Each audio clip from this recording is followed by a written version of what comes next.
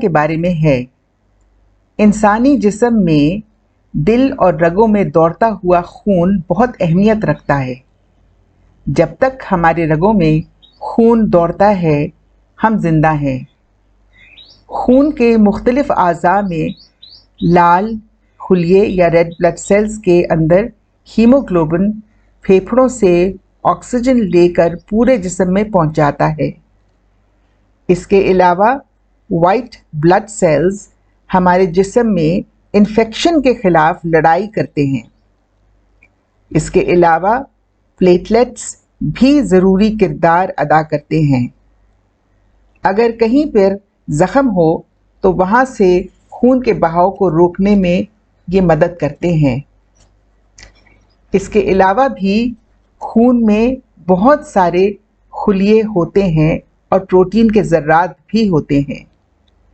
इसके अलावा ये तमाम खुलियात एक माया या लिक्विड में तैर रहे होते हैं, जिसे हम प्लाज्मा कहते हैं।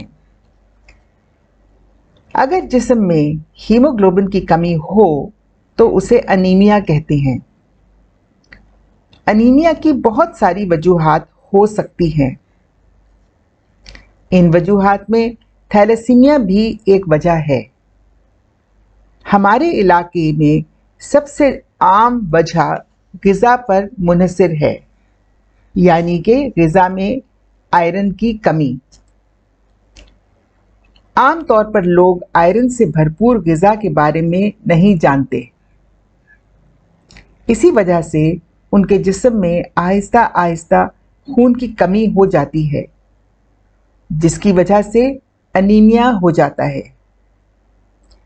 आयरन से भरपूर ग़िज़ाओं में ये अशिया शामिल हैं: हर तरह का गोश्त, मछली, हरी फलियाँ, गहरे सब्ज़ रंग की पत्तों वाली सब्ज़ी जैसे कि पालक, मटर, खुश्क मेवाजात जैसे किशमिश और खुबानी। कुछ मुल्कों में गंदम और दूध में आयरन और विटामिन शामिल करके बेचा जाता है। कुछ फलों में भी आयरन होता है, मिसाल के तौर पर इंजीर, खजूर, किशमिश और आलू बुखारा। कुछ लोगों का गलत ख्याल है कि सेब में खून बनाने की ताकत होती है। सबसे ज़्यादा खून गोश्त, पालक और कलेजी से बनता है।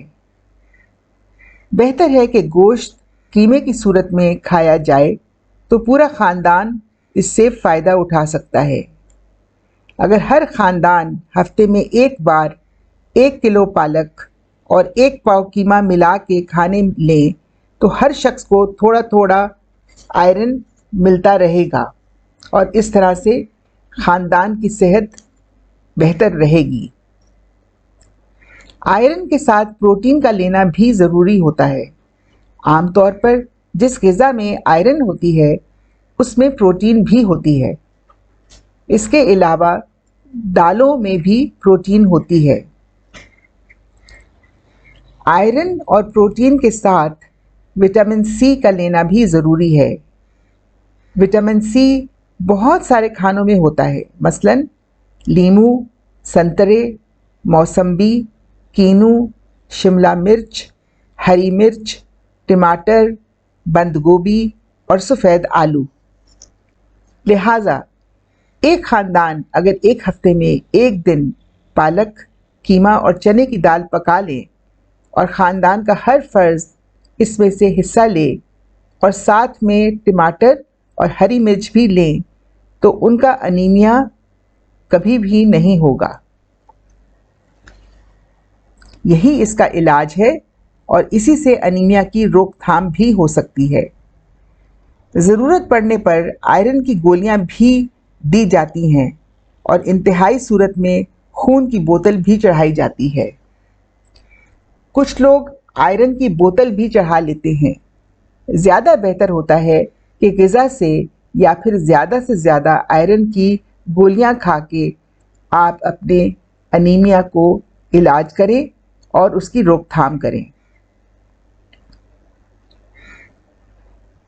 अनीमिया उन लोगों में भी देखा जाता है जिनमें खून की ज़ाया होने के मौक़े होते हैं, मसलन जब औरतों के बच्चे पैदा होते हैं या फिर उन मर्दों में जिनको बवासीर की शिकायत होती है। हर इंसान का फ़र्ज़ बनता है कि वो अपनी और अपने ख़ानदान की सेहत का ख्याल रखे।